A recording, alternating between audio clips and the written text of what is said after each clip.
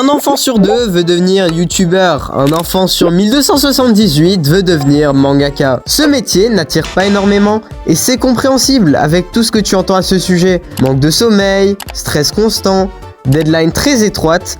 Les points positifs de cette profession ne sont jamais mis en avant. Être mangaka te permet de vivre de tes talents artistiques, créer ton histoire à toi, inspirer des événements que tu as vécus, être payé en fonction de la qualité de tes pages et même travailler à ton propre rythme. Ça semble contradictoire, mais en France, contrairement au Japon, les éditeurs font preuve de flexibilité pour les deadlines. Mais tu me diras, ok Wowo, mais comment je passe à l'action?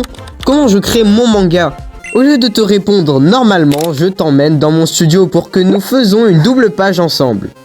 Ici, j'utilise le logiciel de dessin Krita.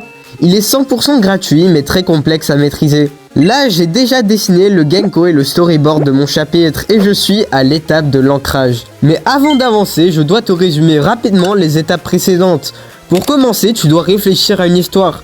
Elle peut durer entre une et plusieurs milliers de pages. Quand tu crées ton histoire, tu dois penser à l'univers, les personnages et les événements clés de ton aventure. Ici, je dessine les pages 6 et 7 du chapitre 6 de Dreamgate. Dans cet univers, un jeune homme doit arrêter l'apparition de divers monstres et s'il échoue dans sa mission, il meurt. Pour plus d'informations sur mon manga, je te montrerai une vidéo à la fin. Avant de passer au Genko, l'étape où je dessine le storyboard en bleu, il faut justement faire le storyboard. C'est l'étape où tu concrétises toutes tes idées et durant laquelle tu commences à les dessiner au brouillon sans accorder de l'importance aux détails. Dans ton storyboard, tu peux dessiner un rectangle, écrire dessus école et bam, t'as ton école. Maintenant que t'as ton storyboard, tu passes au niveau supérieur que j'appelle le Genko. Dans cette étape, tu redessines ton storyboard au grand format en ajoutant plus de détails. C'est le moment où je passe au digital. Évidemment, si tu souhaites dessiner sur du vrai papier, tu peux le faire aussi. Ici, tu rajouteras les yeux, le nez, les fenêtres et les finitions que tu n'as pas mis dans ton storyboard. Maintenant que je t'ai tout dit, il est temps de passer à l'ancrage, mais je ne vais pas te mentir, l'ancrage est facile. Malgré les rumeurs, l'ancrage est un jeu d'enfant si tu as fait un bon Genko. Et là est la réelle difficulté. Le Genko, son principal but est de rendre l'ancrage beaucoup plus simple et si tu réussis cette étape, il est peu probable que tu te rates sur l'ancrage. Je te conseille de mettre 60% de tes efforts dans le Genko, 20% dans ton storyboard, 15% pour tes idées et seulement 5% pour l'ancrage et ce qui suit. Donc si on en revient à ma double page, j'ai déjà fait 95% de cette dernière. Avant d'avancer plus dans la vidéo, j'aimerais te rappeler de t'abonner pour me soutenir et aider l'algorithme YouTube à te proposer du contenu de qualité sur le manga. Ah oui, j'ai oublié.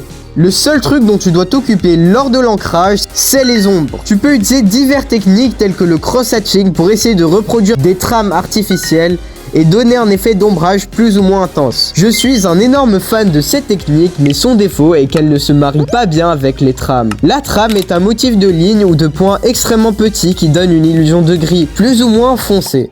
En général, on utilise les trames pour représenter la couleur de quelque chose, comme ce poteau électrique, et le cross-hatching pour des ombres plus fortes, comme celle de ce coup. Ok, maintenant que tu sais dessiner ton manga, il est temps de le faire connaître au monde entier.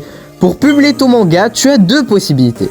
Contacter une maison d'édition ou éditer ton manga toi-même. Si tu choisis la première option, il faut que tu fasses un dossier d'édition contenant tout ce que l'éditeur a besoin pour connaître ton histoire. J'utilise le logiciel Milanotes pour remettre un dossier sous forme de carte mentale, ce qui le rendra plus attirant et une fois que tu as envoyé ton dossier, tu peux t'attendre à 3 réponses. Oui, non ou oui, mais avec des modifications.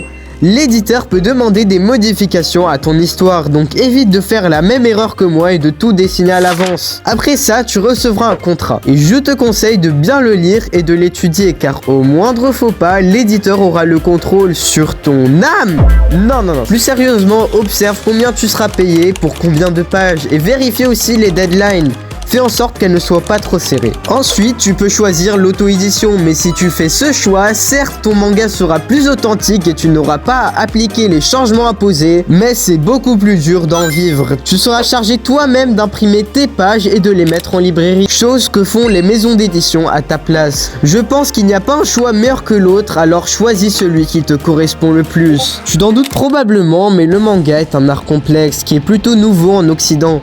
Pas assez de personnes commencent à vivre de leur passion. Ils gardent dans leur tête la possibilité de devenir mangaka, mais ils ne passent jamais à l'action et décident de pourrir leur talent. Et mon produit est là pour aider ces gens. Ces gens qui ont toujours voulu vivre du dessin, mais qui n'ont jamais eu le courage d'avancer. Avec mon cours, le parcours du mangaka, tu apprendras tout sur cet univers avec plus de 3 heures de contenu vidéo, ainsi que des conférences régulières pour dessiner et échanger ensemble. En plus de tout ça, tu auras accès à une communauté de dessinateurs de haut niveau pour te donner des retours et faire de toi le meilleur artiste.